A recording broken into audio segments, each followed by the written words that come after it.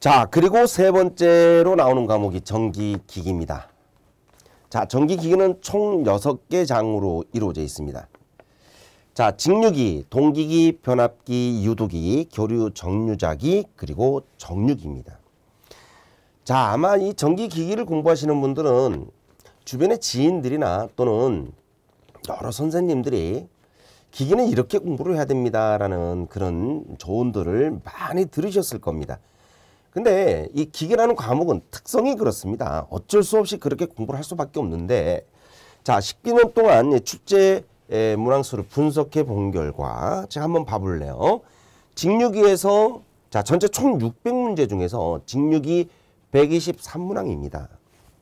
동기기가 145문항, 변압기가 141문항, 유도기가 114문항이에요.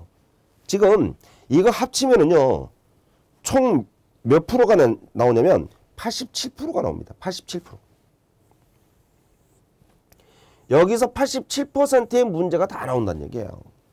네. 자, 그러면 이 나머지 교류 정류자기나 정류기 합쳐가지고 나오는 게 지금 몇 프로입니까? 여기 13%죠. 13%. 그죠? 네. 자, 이것만 봐도 여러분들은 지금 어디에 초점을 맞춰서 공부를 해야 되는지 금방 나오죠. 우선 전기기기를 공부하시는 분들은 자, 5장과 6장을 버리라는 얘기가 아니에요. 우선 집중적으로 직류기, 동기기, 변압기, 유도기 이 4개 파트는 무조건 잡으셔야 됩니다. 이 파트별로 몇 문항 정도를 맞추려고 해야 되느냐면 2문항은 기본으로 맞추겠다라고 생각을 하셔야 돼요. 직류기 2개, 동기기 2개, 변압기 2개, 유도기 2개는 맞추겠다. 왜? 이 파트에서 나오는 문제가 기본 4문제에서 5문제씩 나오니까 그렇습니다. 지금 여러분들 80%만 봐도 16문항 아닙니까? 4개 파트에서 16문항이 나온다면 각 단원별로 4문항은 기본으로 나온다는 얘기잖아요. 근데 이게 더 이상 나온다는 얘기니까 우리는 안 할 수가 없습니다. 그렇죠? 자, 그러면 우리가 전기기기를요, 자, 고득점을 노리는 과목이 아니니까, 자, 직류기 2개, 동기기 2개, 변압기 2개, 유도기 2개씩만 맞자. 그러면 이 2개만 맞추려고 한다면 뭘 공부를 해야 될까요? 자, 그래서 우리가 이 4개 파트에서 우리가 반드시 공부를 하고 넘어가야 될 내용들을 정리를 했습니다. 자, 우선 직류기에서 출제가 된 내용들은요, 전동기의 출력과 토크, 전동기의 속도 특성, 유기기 전력, 전기자 반작용, 권선법, 정류작용, 분권, 전동기와 발전기의 특징, 직권, 전동기 발전기의 특징, 전압 확립 조건, 전동기 위험 속도, 너무 많습니다. 이런 내용들을 어떻게 다 공부를 해야 하겠습니까? 너무 많은 시간이 소요가 되죠. 자, 그러면 직류기에서 우리가 2문제를 맞추려면 반드시 봐야 될 때가 어디가 있느냐. 자, 여러분들 전동기의 특성을 물어보는 문제가 우선 굉장히 중요합니다. 자, 전동기의 속도 특성도 있고요. 기동 특성도 있는데 직류기에서는 속도 특성이 잘 나와요. 기동 특성은 어디서 나오냐면 유도기에서 나와요. 유도기에서 여기 보시면 유도 전동기의 속도 특성과 기동 특성 나오지 않습니까? 네, 그죠? 그래서 직류기도 마찬가지로 전동기의 속도 특성에 관련된 내용은 반드시 잡아야 됩니다. 자, 그리고요, 직류기 유기기 전력이 있는데 이 유기기 전력은요, 자, 유기기 전력은 직류기에만 나오는 게 아닙니다. 보세요. 유기기 전력 여기 나와 있죠. 유기기 전력. 자, 그 다음에 유도기에서 유기기 전력 나오죠. 회전자의 유기기 전력. 네, 유기기 전력 나오죠. 자, 동기기 유기기 전력 나왔네요. 동기기 유기기 전력. 그죠? 자, 변압기도 유기기 전력이 이제 안 나와 있지만 유기기 전력에 관련된 내용은 지금 분명히 나와 있습니다. 그래서 결국은 이 유기기 전력에 관련된 내용은 전기기기의 핵심에 들어가 있다. 그렇죠? 핵심이다. 그래서 각 파트별로 유기기 전력과 관련된 내용들은 다 봐라 이거예요. 네. 유기기 전력과 관련되어 있는 내용들은 다 보자. 네. 유기기 전력과 관련되는 것들은 다 봐주자라는 게 우선 첫 번째 학습하는 방법입니다. 자, 그리고 전기자 반작용 중요하죠. 자, 이 전기자 반작용은 직류기의 전기자 반작용이 있고 동기기에 전기자 반작용이 있어요. 자, 근데 동기기는 전기자 반작용을 발전기와 전동기로 구별을 또 해놨습니다. 자, 우선 전기자 반작용에 관련된 내용들이 직류기 편과 동기기 편에 다 들어가 있다. 그럼 이거 안 중요할까요? 그죠? 전기자 반작용에 관련된 내용은 직류기가 나오든 동기기가 나오든 나올 거란 얘기예요. 그리고 동기기는 특히 발전기나 전동기의 전기자 반작용 특성이 반대로 바뀌기 때문에 발전기가 나올지 전동기가 나올지 둘 중에 하나는 나올 수 있다라는 얘기입니다. 자, 그러면 전기자 반작용 보고 가자 이거죠. 자, 이미 지금 출제가 될 만한 내용들이 이렇게 정해져 있어요. 자, 그리고요. 지금 여기 나와 있지 않지만 병렬운전 조건입니다. 지금 병렬운전 조건이 여기 빠져 있는데요. 자, 병렬운전 조건이 있어요. 자, 직류기에 병렬운전 조건이 있는가 하면 동기기, 동기발전기에 병렬운전 조건이 있죠. 변압기에 대한 병렬운전 조건이 있어요. 보세요. 병렬운전 조건이 직류기에도 있고 동기기에도 있고 변압기에도 있고. 이거 안 나올까요? 자, 직류기가 나올지 동기가 나올지 변압기가 나올지 모르겠지만 하여간 가장 잘 나오는 건 동기기입니다. 네, 병렬운전 조건에서 출제가 가장 잘 되는 건 동기기 병렬운전이에요. 자, 동기기 병렬운전이 안 나오면 변압기 병렬운전이 나올 확률이 높습니다. 이것까지 안 나올 때 직류기 병렬운전 나올 수 있습니다. 자, 그래서 우리가 병렬운전에 관련된 내용은 보고 가자. 병렬운전에 관련된 거. 자, 그러면요. 지금 정말 중요한 내용들 지금 정리가 되고 있는데, 자, 이게 공통적인 내용들이 지금 많이 섞여 있다는 거 아시겠죠? 자, 속도 특성과 기동 특성, 유기기 전력과 관련되는 것들, 전기자 반작용, 그 다음에 병렬운전 조건, 이거는 안 나올 수가 없어요.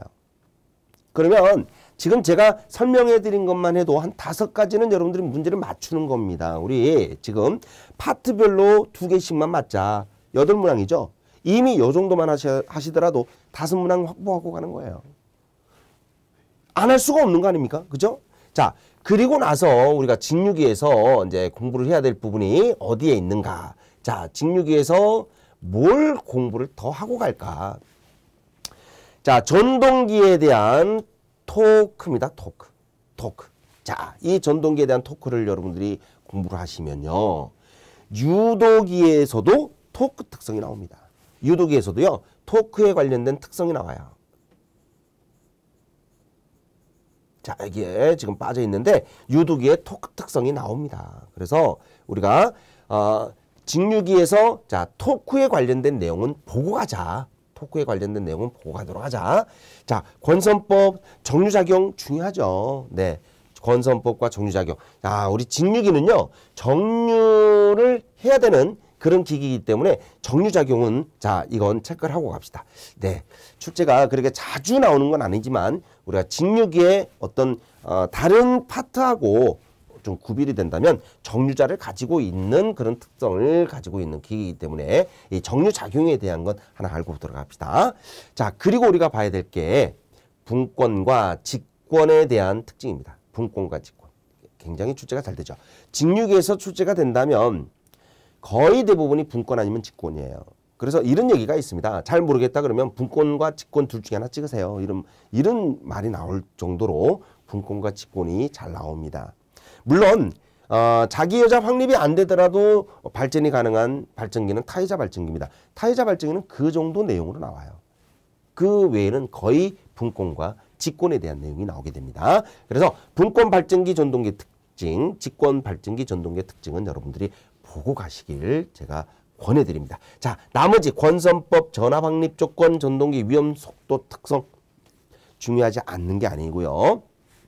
이것까지 다 공부하시면 여러분들이 너무 힘드니까 지금 제가 체크해드린 요 내용에 관해서 먼저 우선적으로 공부를 해달라 이겁니다. 그리고 시간이 나면 뭐 전동기 위험 속도 특성, 자, 우리 직권에서는 무보호 운전 안 됩니다. 분권은 무여자 운전 안 됩니다. 이런 내용들 나오지 않습니까? 그렇죠? 네, 그래서 전동기 위험 속도 특성에 관련된 건 자, 나중에 우리가 시간 되면 하시고요. 자, 동기기 보겠습니다. 동기기. 자, 동기기는요. 단락비. 자, 이 동기기의 단락비 이거 중요하죠. 자, 전동기, 동기 위상 특성 곡선, 이거 부위곡선이라고 하는 겁니다. 이거 중요하죠. 이거 중요하죠. 네. 전기자 권선법. 자, 직류기에서도 권선법이 있지만, 권선법은 동기기의 전기자 권선법이 훨씬 잘 나와요. 네. 특히 분포권, 그 다음에 단절권에 관련된 내용. 너무 잘 나오죠? 네. 자, 요 정도는 여러분들이 보고 가셔야 됩니다. 그죠? 네. 동기발전기 병렬운전, 발전기 전동기의 전기자 반작용, 그 다음에 V곡선으로 나오는 동기전동기의 위상특성 곡선, 그 다음에 전기자 권선법에 대한 내용 보고 가도록 합시다. 유기기전력은 공통사항이니까 꼭 보시고요. 자, 변압기에서 우리 뭐 보고 갈까요? 변압기. 자, 전압변동률과 관련되는 겁니다. 이건 다 묶여 있는 거예요. 전압변동률, 퍼센트, 저항 강화, 리액탄스 강화, 임피던스 강화. 이건 다 묶여 있는 거죠. 자, 이거 묶어가지고요. 이거 다 보세요. 여기에 관련된 거. 여기에 관련된 건 다 보세요. 요 안에 뭐가 있느냐면 임피던스, 와트 임피던스, 전압 이런 것들 나와요. 네. 관련된 내용들입니다. 그래서 전압변동률, 퍼센트, 저항 강화, 리액탄스 강화, 임피던스 강화에 대한 내용들은 무조건 보고 가자 이 말입니다. 자, 병렬운전 조건 우리 하셔야 되고요. 자, 나머지 뭐 효율, 고환수비 등가 회로, 결선 방법에 대한 특성, 뭐 Y 결선과 델타 결선의 특징, 특히 우리 V결선에 대한 내용들은 출제가 잘 되고 있으니까 V결선 여러분들 학습을 좀 해주셔야 됩니다. 왜냐하면 이 기기에서뿐만 아니고 전력공학과 회로이론하고 같이 연결되어 있는 그런 파트니까 결선 방법에 따른 특성에서는 이제 V결선 정도는 보고 가자.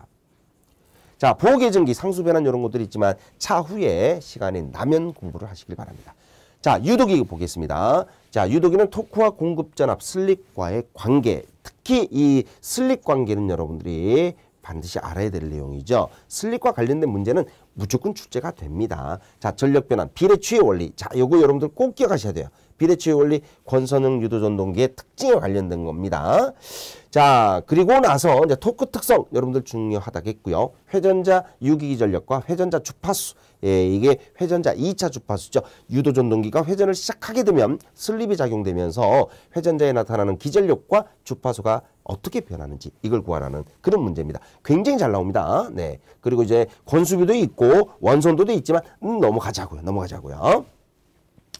자, 그리고 나서 이제 교류 종류자기, 정류기. 자, 우리가 전혀 안 보고 넘어갈 수는 없으니까 자, 몇 개만 보자라는 얘기죠. 몇 개만 보자. 자, 우리 단상 직권 종류자 전동기의 특징에 대한 거 요거 우리 꼭 보고 가시고요. 자, 이건 여러분들 만능 전동기로서의 어떤 특징을 물어보는 문제가 잘 나옵니다.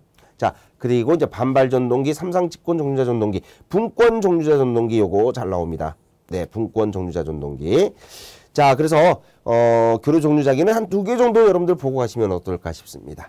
자, 정류기에서는요, 회전 변류기, 순 정류기, 반도체 정류기 뭐 이런 것들이 있습니다만, 자, 우리가 특히 단상 반파 정류 회로와 전파 정류 회로 관련된 내용들은 이건 여러분들이 보고 가셔야 되죠. 정류기에서 한 문제 정도는 꼭 출제가 되는 내용이니까. 자, 회전 변류기, 순 정류기, 반도체 정류기 이건 여러분들 시간 되시면 하세요. 시간 되시면. 자, 그래서 우리가 이 전기기기는 요 정도 내용으로 우리가 정리를 하는 걸로 하겠습니다. 자, 먼저 학습 전략은 어떻게 됩니까? 학습 전략은 자, 직류기, 동기기, 변압기, 유도기에 관련된 내용부터 먼저 살펴보고요. 자, 먼저 살펴보고 자, 요게 공부를 하고 나서 시간이 조금 여유가 나면 여기 지금 체크 안 한 내용들을 우선적으로 보도록 하십시오. 이게 끝나고 나서 그 다음에 교류 종류자기나 정류기를 볼 시간이 되면 이건 나중에 차후에 정리를 하는 걸로 그렇게 학습 전략을 세우시면 좋겠습니다. 자, 전기기기 우리 목표 점수 10개 또는 12개 정도입니다. 그래서 우선 8개에서 10개 정도는 확실하게 확보를 하고 갈 수 있는 그런 학습 전략을 세우는 게 굉장히 중요하다는 거 꼭 명심하시길 바랍니다. 자, 이제 네 번째 과목으로 나오는 회로이론 및 제어공학에 관련된 건데요. 자, 우리가 이제 전기기사에서는 회로이론 10문항, 그 다음에 제어공학 10문항 이렇게 해서 합쳐서 20문항이 출제가 됩니다. 그러다 보니까 이제 10개년도 우리 회로이론 전체 출제 문항 수는 약 300문항 정도가 되죠. 자, 우리 회로이론하고 제어공학 어떻게 공부를 해야 될까요? 자, 회로이론이 전체 13장입니다. 제어공학은 총 12장입니다. 자, 13장과 12장을 더하면 여기 25장인데 여기서 출제되는 문항수가 20문항입니다. 자, 여러분들 지금 딱 보면 아시겠죠?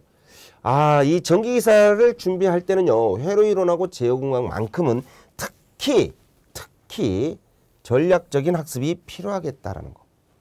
전략적으로 공부를 해야 되겠구나. 왜? 자, 13장 중에서 10개의 문제가 나온다면 출제가 안 되는 장이 분명히 있다는 얘기 아닙니까? 그거 어느 정도 여러분들이 감 잡고 가셔야 돼요. 그러면 출제가 안 되는 장이 어떤 장이냐 이것보다도 출제가 확실히 되는 장이 어떤 장인지 그걸 알고 거기에 대한 파트를 완벽하게 정리하는 게 가장 좋은 학습 방법이에요. 자, 그러면 자, 직육이 일곱문항, 정연파 교류, 기본교류 회로, 교류전력, 상호유도 회로, 자, 쭉 문항수가 나와 있는데 우리가 앞으로 공부할 때 어떻게 공부를 해야 되냐면 기본교류 회로하고 교류전력을 우선 묶어야 됩니다. 우선적으로 공부를 해야 된다는 얘기입니다. 자, 기본교류 회로하고 교류전력에 대한 내용을 우선적으로 학습을 하시길 바랍니다. 자, 이 두 개의 파트가 바로 전체 17%의 출제율을 보이고 있다는 얘기예요. 자, 그리고요. 일반 선형회로만과 다산교류 이거 건너뛰면 절대 안 됩니다. 자, 3장, 4장, 6장, 7장 이거 건너뛰면 우리 망합니다. 자, 24%의 출제율을 나타내고 있습니다. 자, 요것만 합쳐도 여러분들 거의 8문제 이상 되죠. 그죠? 네, 기본교류 회로, 교류전력, 일반 선형회로만 다산교류.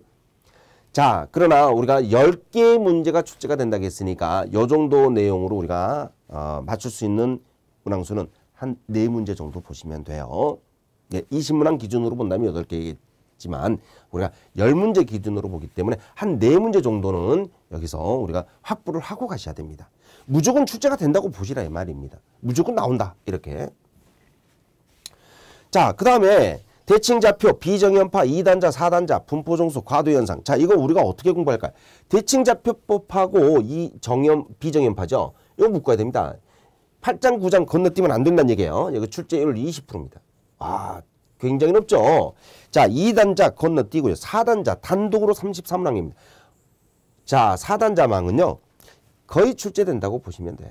거의 출제됩니다. 그리고 분포정수, 과도현상. 과도현상이 지금 28문항 나왔죠. 이게 거의 9% 정도가 됩니다. 자, 그래서 우리가 꼭 보고 넘어가야 될 파트가 어디가 되는지 다시 한번 보도록 하죠. 자, 회로이론에서 반드시 보고 가세요. 자, 기본교류회로 공부하시길 바랍니다. 자, 어떤 내용을 공부해야 될지는 설명해 드리도록 할게요. 자, 교류전력 꼭 보고 가시고 일반 선형회로만, 다산교류 꼭 보고 가시길 바랍니다. 자, 그리고 대칭좌표법과 비정연파, 4단자와 분포정수회로, 과도현상이죠. 과도현상 이렇게 해서 지금 체크해드린 파트죠. 자, 지금 체크해드린 게 지금 총 8개 파트네요. 자, 이 8개 파트는 여러분들이 공부를 꼭 하셔야 된다는 얘기예요. 자, 그렇습니다. 회로이론은 공부하기가 좀 시간이 많이 걸리는 과목이에요. 왜냐하면 전체 계산 문제니까 다 풀어봐야 돼요. 이론 공부도 해야 되죠. 또 관련된 문제도 다 풀어봐야 되죠. 시간이 너무 많이 걸립니다. 그래서 줄여가라는 얘기입니다.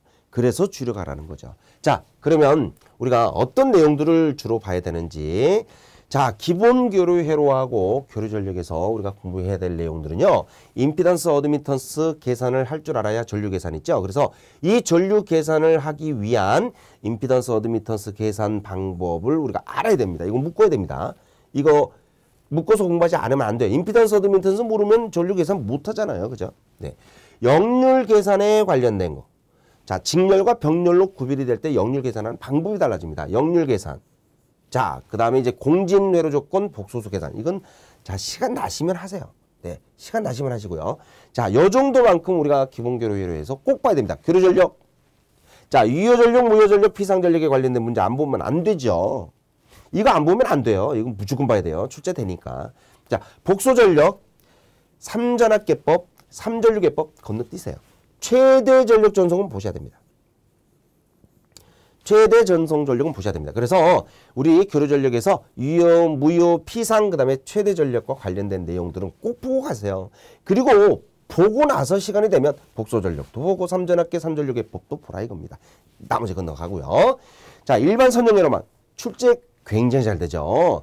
자, 요즘 뜨고 있는 정리입니다. 태분한 정리와 노튼의 정리, 밀만의 정리. 자, 이 세 개의 정리가 우선입니다. 우선적으로 공부하셔야 되고요. 자, 시간이 되시면 중체배원리. 중체배원리가 꽤나 까다롭습니다. 근데 출제가 어느 정도 잘 되고 있는 부분인데 이 중체배원리를 태분한과 노튼의 정리를 이용해서 푸는 그런 경우도 많기 때문에 우리가 굳이 중체배 원리를 쓰지 않는 경우가 많다라는 얘기입니다. 자, 우리 중체배 원리 중요하긴 합니다만, 자, 계산 문제보다도 이 중체배 원리의 선형회로와 관련된 내용들, 그 내용들을 좀 정리를 하고 가시는 게 좋을 것 같습니다. 자, 가역 정리, 이상적인 전화번 전류원의 특성. 시간 되시면 하세요. 시간 되시면 하시는 겁니다. 자, 다산교류, Y결선, 델타결선에 관련된 내용이죠. 선전류와 소비전력과 관련된 문제는 무조건 보도록 합니다. 네.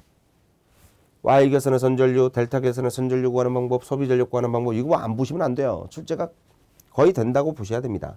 자, 전력계법 굉장히 잘 나오죠. 굉장히 잘 나와요. 자, 이 두 가지 내용은 선전류, 소비전력, 전력계법에 관련된 내용은 여러분들 꼭 보시고요. 결선변환.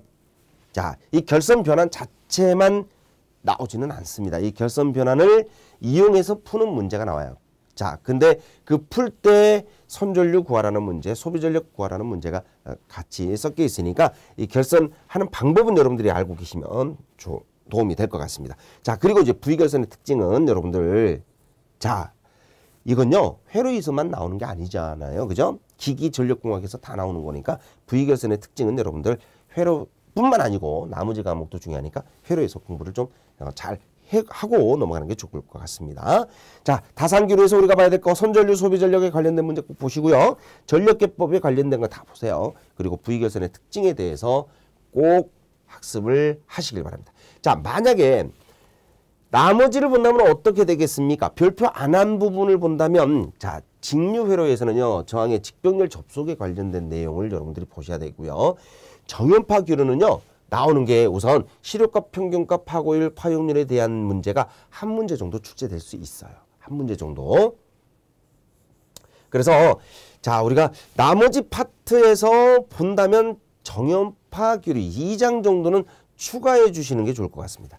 네, 2장 정도는요. 네, 추가 항목으로 놓는 게 좋을 것 같다. 시료값, 평균값, 파고율, 파용률에 관련된 문제만 보시면 됩니다. 우리가 10가지 정도의 정해진 파형이 있으니까 그거 암기해버리면요, 한 문제 정도 쉽게 맞출 수 있어요. 자, 그리고 대칭좌표법 출제 잘 되죠. 대칭분에 관련된 겁니다. 자, 대칭분 영상, 정상, 역상에 관련된 거 이거 모르시면 안 되잖아요. 자, 그 다음에 불평형률을 구하는 문제, 정상분의 역상. 너무 쉽게 구할 수 있죠. 근데 정상과 역상을 바로 주지 않는 문제가 있어요. 13%, 39.6%로 나오는 거. 암기해야 될 문제도 있습니다. 네. A상을 기준으로 했을 때 대칭분 세 가지. 그렇죠. 이거 암기상이에요. 암기상. 요거 지금 다 암기상이에요. 발전기 기본식, 지락사고 특징. 자, 넘어가겠습니다. 자, 그래서 대칭좌표법은 자, 대칭분 세 가지. 불평형률과 A상 기준으로 보는 대칭분을 자, A상을 기준으로 봅니다. A상이 빠졌네요. A상을 기준으로 하는 대칭분. 자, 이렇게 정리를 하시고요. 비정연파 굉장히 중요하죠. 비정연파 계산할 때 시료값 계산, 소비전력 계산, 외형률 계산. 이 중에서 시료값 계산, 소비전력 계산은 굉장히 중요한 파트예요. 굉장히 중요합니다. 요즘 외형률이 출제가 잘 되고는 있지만 그보다 시료값, 소비전력이 관련된 문제가 훨씬 출제율이 높다라는 거 기억하고 계시고요. 자, 외형률은 우리가 계산하기 쉬우니까 여러분들 충분히 이해할 수 있을 겁니다.